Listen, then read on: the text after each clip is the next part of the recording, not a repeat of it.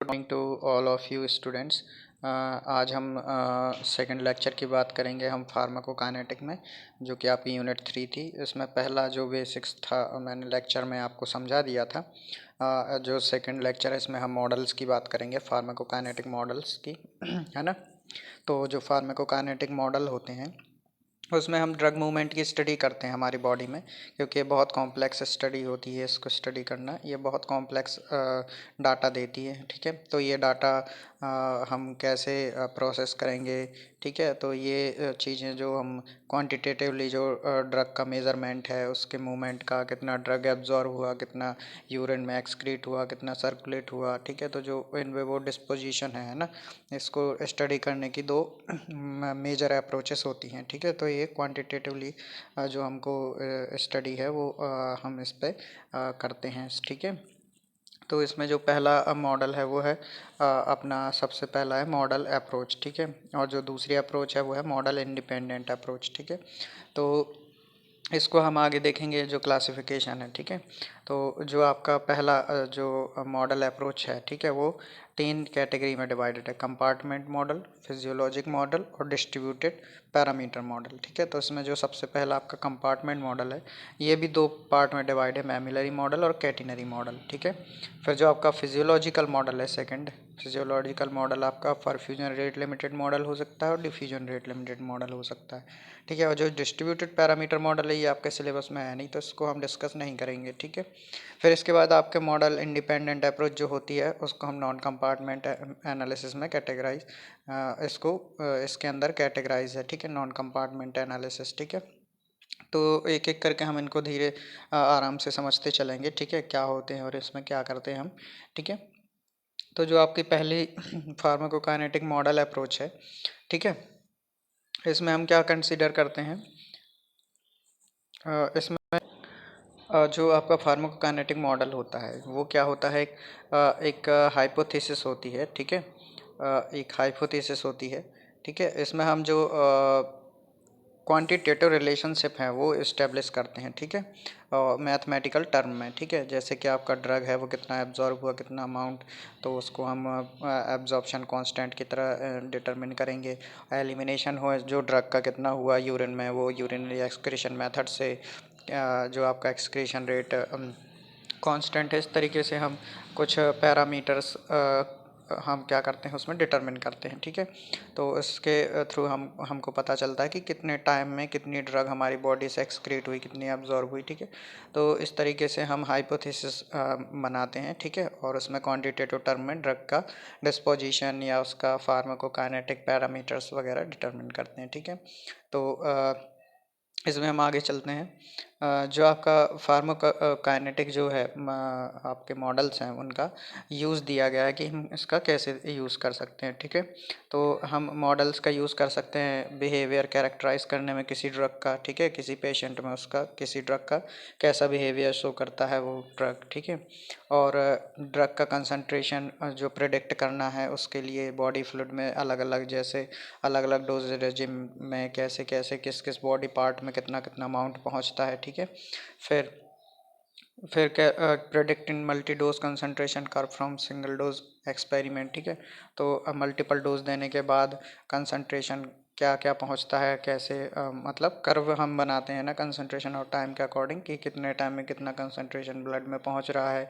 ठीक है, optimum doses regime किसी भी जो पेशेंट है, ठीक है, उसमें डोजेज रेजिम का कैलकुलेट करने के लिए। ठीक है, risk of toxicity with certain dose regime. तो इस तरीके से ये एप्लीकेशन होते हैं आपके मॉडल के, कि हम एवेलुएट भी कर सकते हैं कि किसी पेशेंट में उसका ड्रग की टॉक्सिसिटी का कितना रिस्क है। ठीक है, किसी पर्टिकुलर डोज रेजिम में। ठीक है, डोज रेजिम क्या होता है, डोज रेजिम होता है कि कितना अमाउंट कितने टाइम में कौन सा डोजेस फॉर्म आप कितनी बार किसी पेशेंट को दे रहे हो, है ना, तो ये डोज रेजिम कहलाता है। ठीक है, फिर है आपका next application correlating plasma drug concentration with pharmacological response. ठीक है, मतलब कितना प्लाज्मा ड्रग कंसंट्रेशन पर आपको कितना रिस्पांस मिल रहा है ड्रग का। ठीक है, तो इस तरीके से ये सारी चीज़ें होती हैं जो हम स्टडी करते हैं आपके जो फार्माकोकाइनेटिक मॉडल्स हैं उसमें। ठीक है, और भी कुछ जो आपके यूजेज एप्लीकेशन दिए हुए हैं वो आप स्टडी कर सकते हैं इसमें। ठीक है, जैसे कि आपका बायोइक्विलेंस स्टडी, बायोइक्विलेंस, बायो इनइक्विलेंस स्टडी कर सकते हैं आप, ठीक है। मॉडल के बेस पर आप फार्माकोकाइनेटिक मॉडल को यूज़ करके, ठीक है, मेटाबोलाइट या ड्रग का एक्यूमुलेशन की स्टडी कर सकते हैं, ठीक है, किसी डिसीज़ के लिए आप, ठीक है। तो डिसीज़ की कंडीशन में ड्रग के एडीएमई को वो कैसे अफेक्ट करती है, कोई भी डिसीज़ में कोई भी ड्रग का एडीएमई कैसे इन्फ्लुएंस होता है, ये स्टडी कर सकते हैं, ठीक है। इंटरेक्शन ड्रग का देख सकते हैं। तो इस तरीके से ये आपके मॉडल्स के यूजेस हैं, ठीक है। तो अब ये टाइप दिए हुए हैं यहाँ पर फार्माकोकाइनेटिक आपके मॉडल्स के, ठीक है। जैसे कंपार्टमेंट मॉडल है, ठीक है, दूसरा फिजियोलॉजिकल मॉडल है, तीसरा डिस्ट्रीब्यूट पैरामीटर मॉडल है। तो इसमें सबसे पहले हम स्टडी करेंगे आपके कंपार्टमेंट मॉडल की, ठीक है। तो ये जो कंपार्टमेंट होता है, ठीक है, कंपार्टमेंट एक हाइपोथेटिकल होता है नेचर में, ठीक है। कंपार्टमेंट, हम बॉडी को एक कंपार्टमेंट की तरह मान लेते हैं, ठीक है। और इसमें कुछ अजम्पशंस होते हैं, वो हम एक एक करके देखेंगे कि क्या क्या अजम्पशन होते हैं, हम कंपार्टमेंट मॉडल में क्या क्या एज्यूम करते हैं, ठीक है। इसमें जो होता है कि बॉडी को हम एक बॉडी को ऐसा मान लेते हैं कि जो बॉडी के टिश्यू या ऑर्गन है ना, वो क्या होते हैं, सीरीज़ में अरेंज होते हैं या फिर पैरेलल अरेंज होते हैं, ठीक है। बॉडी के जो ऑर्गन या टिश्यू है वो सीरीज़ में अरेंज होते हैं या फिर आपका एक सीरीज़ में इस तरीके से, ठीक है, अरेंज हो सकते हैं, या फिर पैरेलली अरेंज हो सकते हैं। एक ये है, एक ये है, एक ये है, तो इसके पैरेलल है ना, और ये एक दूसरे से इंटरकनेक्टेड है इस तरीके से, ठीक है। तो इस तरीके का ये पहला हाइपोथेसिस इसका एजम्पशन है, सॉरी।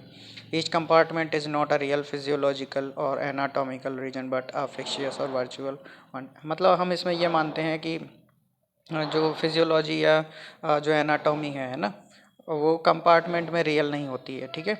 हम रियल फिजियोलॉजिकल एनाटॉमिकल जो कंसिडरेशन है वो मान के नहीं चलते हैं, ठीक है। हम ये मान के चलते हैं कि कोई भी टिश्यू या ऑर्गन है जो वो सिमिलर टिश्यूज से मिलके बना हुआ है, ठीक है, उनकी फिजियोलॉजी या एनाटॉमी सिमिलर है, जबकि ऐसा रियल में होता नहीं है, ठीक है। तो हम जो रियलिटी में फिजियोलॉजी या एनाटॉमी होती है किसी टिश्यू या ऑर्गन की, उसको कंसिडर करके नहीं चलते हैं। हम सारा सारा टिश्यू सिमिलर मान लेते हैं किसी भी ऑर्गन का, ठीक है, या फिर किसी बॉडी के सारे ऑर्गन को सिमिलर एनाटॉमिकली और फिजियोलॉजिकली ऐसा मान लेते हैं, ठीक है। ऐसा इसलिए हम करते हैं क्योंकि अगर हम अलग अलग टिश्यू को अलग अलग मानेंगे एनाटॉमी या फिजियोलॉजी, तो हमको उतने मॉडल बनाने पड़ेंगे, हर टिश्यू के लिए, हर ऑर्गन के लिए अलग मॉडल बनाना पड़ेगा। तो ऐसा मैथमेटिकली ये मैथमेटिकली बहुत कॉम्प्लेक्स हो जाएगा। एक बॉडी के लिए आपके कितने सारे मॉडल बनाएंगे, तो इसलिए हम सिमिलर उनकी फिजियोलॉजी या एनाटॉमी सिमिलर मान लेते हैं सारे ऑर्गन या टिश्यूज़ की, ठीक है।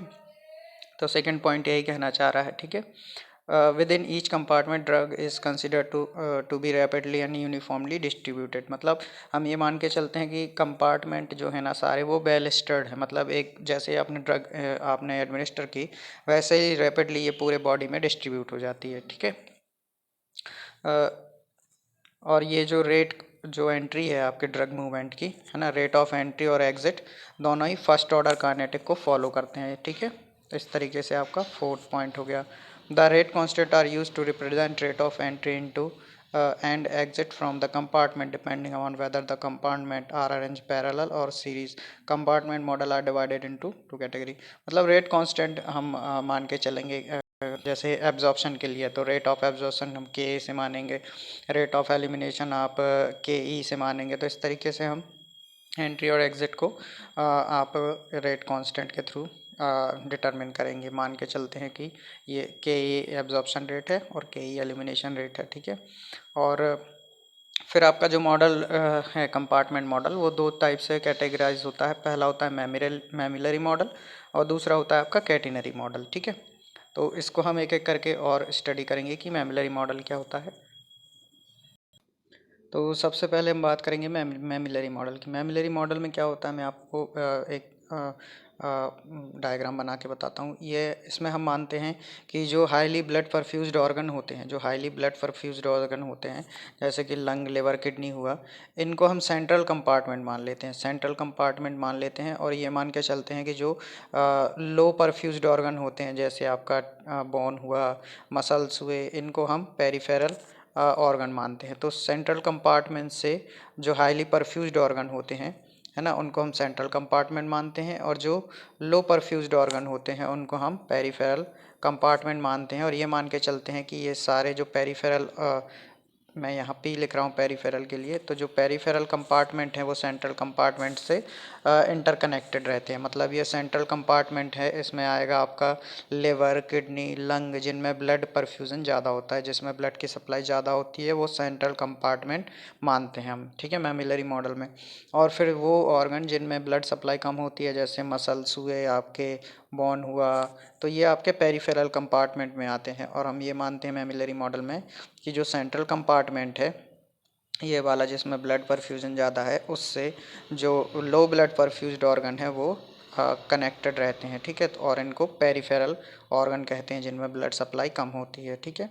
तो ये मान के चलते हैं हम कि मैमिलरी मॉडल में सेंट्रल कंपार्टमेंट से पेरिफेरल कंपार्टमेंट अटैच रहते हैं, ठीक है। और सेंट्रल कंपार्टमेंट से इनमें ब्लड सप्लाई होती है और ड्रग का डिस्ट्रीब्यूशन इन्हीं से सेंट्रल कंपार्टमेंट से पेरिफेरल कंपार्टमेंट में होता है, ठीक है। और ये भी हम इसके बाद इसमें हम ये भी मानते हैं कि जो ड्रग का एलिमिनेशन है वो आपके सेंट्रल कंपार्टमेंट से होता है, ठीक है।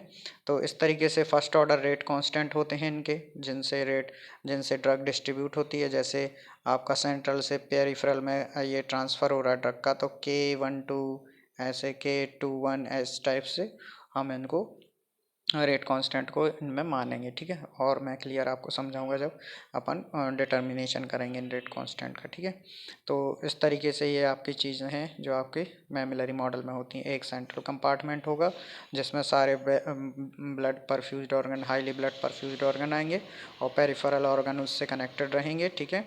वो पेरिफेरल ऑर्गन वो ऑर्गन होते हैं जिनमें ब्लड सप्लाई कम होती है। अब low blood perfused organ peripheral compartment में आते हैं, और जो आपके सेंट्रल कंपार्टमेंट से जुड़े हुए रहते हैं, और ड्रग का जो एलिमिनेशन है वो आपके सेंट्रल कंपार्टमेंट से ही होगा, ठीक है।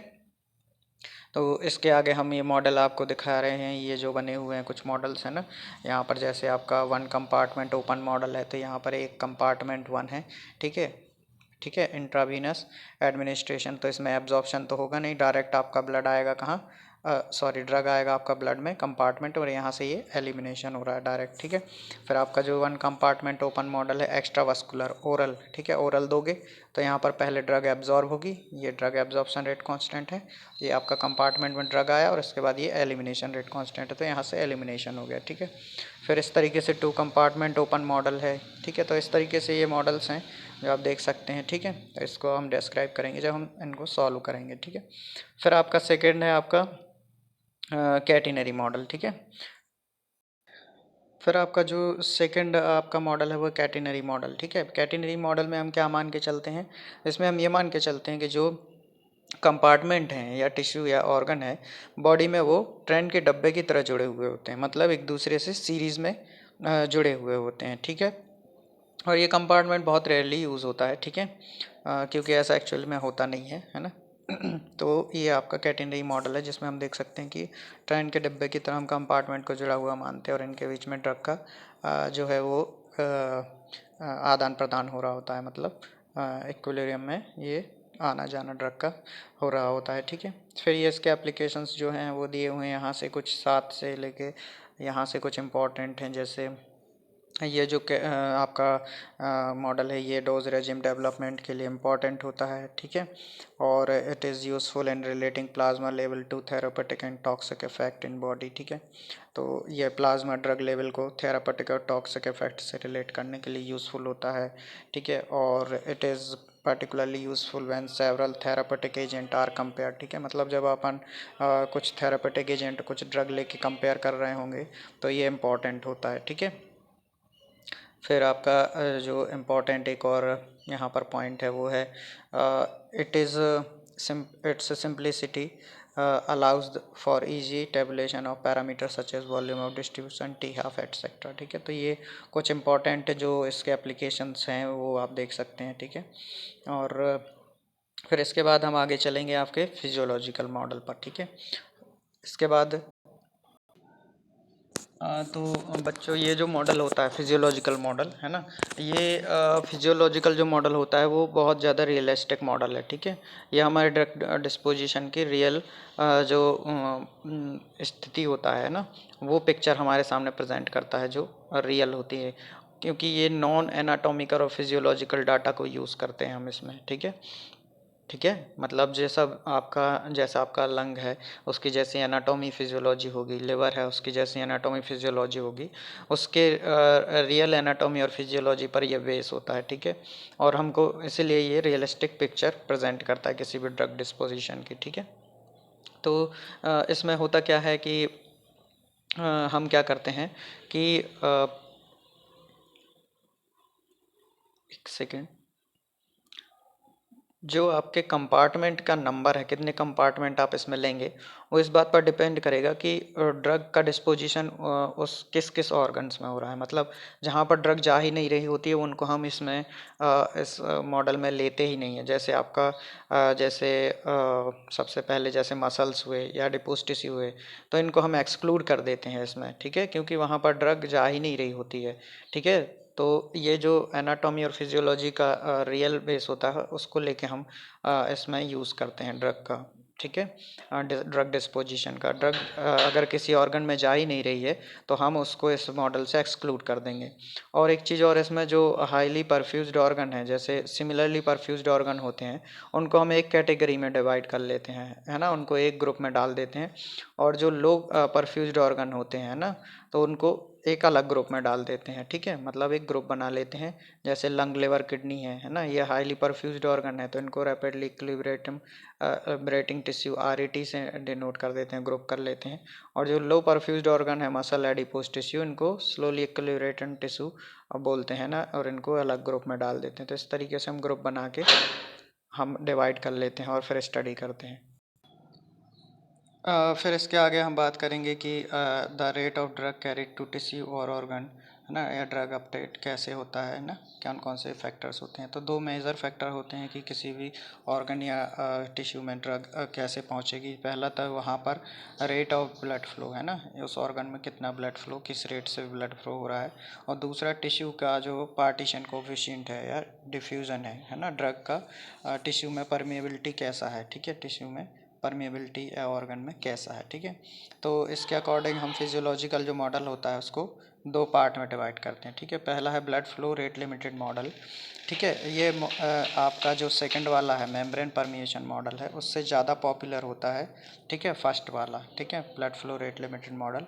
ठीक है, और कॉमनली ये यूज़ भी बहुत ज़्यादा होता है। ठीक है, इसमें हम ये मान के चलते हैं कि जो ड्रग का मूवमेंट है किसी भी बॉडी में, ठीक है, या किसी भी रीजन में, वो बहुत तेज़ होता है उससे, जो आपका रेट ऑफ डिलीवरी है उससे कहीं ज़्यादा। ठीक है, मतलब किसी, मान लीजिए ये ऑर्गन है, यहाँ पर जिस रेट से ड्रग आ रहा है उससे किसी बहुत ज़्यादा रेट से ड्रग अंदर जा रहा होता है। मतलब जिस रेट से यहाँ पर डिलीवरी नहीं हो पा रही उससे कहीं ज़्यादा रेट से ये यहाँ पर टिश्यू में जो ड्रग है वो आपका पहुंच रहा होता है। ठीक है, तो जो ड्रग का मूवमेंट है वो किसी बॉडी या टिश्यू में वो क्या होता है, मोर रैपिड दैन डिलीवरी, है ना, मतलब जिस रेट से डिलीवरी हो रही है उससे कहीं ज़्यादा रेट से यहाँ पर बॉडी में आपका ड्रग का एब्जॉर्प्शन हो रहा है, या फिर आपकी जो है मूवमेंट है वो हो रहा होता है। ठीक है, और ये जो आपका परफ्यूज़न रेट लिमिटेड आपका blood flow rate limited model है। ठीक है, ये हाउ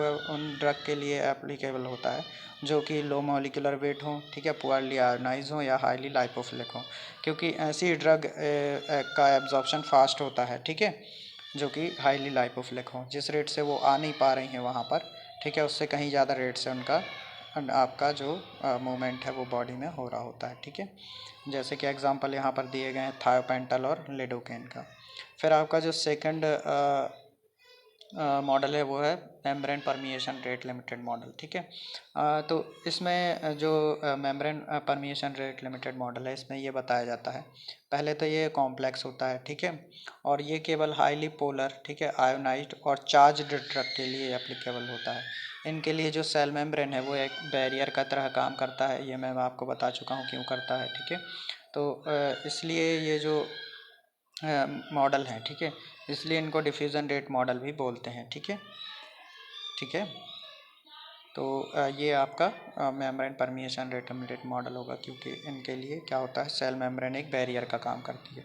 ये चार्ज आयंस चार्ज ड्रग या हाईली पोलर ड्रग के लिए या आयनाइज ड्रग के लिए एप्लीकेबल होता है, ठीक है। फिर इसके बाद हम जो फिजियोलॉजिकल मॉडल है इसके एडवांटेजेस की बात करें तो इसमें जो आपका मैथमेटिकल ट्रीटमेंट है वो स्ट्रेट फॉरवर्ड होता है, ठीक है। और ये रियलिस्टिक अप्रोच होने की वजह से, ठीक है, सूटेबल होता है उन ड्रग के लिए, ठीक है, जिनके टिश्यू ड्रग कंसंट्रेशन या बाइंडिंग हमको नॉन होती है, ठीक है। इसमें हमको डाटा फिटिंग की ज़रूरत नहीं होती है, ठीक है, क्योंकि हम ड्रग के कंसंट्रेशन को अलग अलग रीजन पे उसके साइज के या परफ्यूजन रेट के बेस पे, ठीक है, डिटरमिन कर सकते हैं, ठीक है। फिर आपका जो मॉडल है, ठीक है, वो ड्रग कंसंट्रेशन और टाइम प्रोफाइल के लिए किसी भी ऑर्गन या टिश्यू के लिए बेटर पिक्चर प्रोवाइड करता है, ठीक है, किसी भी ड्रग की डिस्ट्रीब्यूशन कैरेक्टरिस्टिक के लिए हमारी बॉडी में, ठीक है। फिर आपका कुछ और ये आपके पॉइंट्स दिए हुए हैं, ये सारे मतलब सेल्फ एक्सप्लानेटरी हैं, ठीक है। इन्वेसिव मेथड होती है, ठीक है, और इस तरीके से आप देख सकते हैं, इसमें ज़्यादा कुछ इम्पोर्टेंट है नहीं, ठीक है। फिर आपके जो डिसएडवांटेजेस हैं, ठीक है, वो भी कुछ दिए हुए हैं एक दो, ठीक है। फिर हम नेक्स्ट आपके बात करते हैं नॉन कंपार्टमेंट एनालिसिस की, ठीक है। इसके बाद जो आपका लास्ट जो आपका मॉडल बचा है वो नॉन कंपार्टमेंट मॉडल है इसमें, है ना। इसका हम जो डिटेल है वो नेक्स्ट लेक्चर में देखेंगे, क्योंकि ऑलरेडी ये वीडियो 20 मिनट से ज़्यादा का हो चुका है, तो ये अपलोड करने में प्रॉब्लम होती है मुझको, ठीक है। तो इसको हम नेक्स्ट आपके जो वीडियो होगा उसमें ऐड कर देंगे। ज़्यादा कुछ इसमें बड़ा है नहीं, थोड़ा सा एक्सप्लेनेशन है जो आपको मैं नेक्स्ट वीडियो में आपको दे दूँगा, ठीक है। तो ओके, थैंक यू।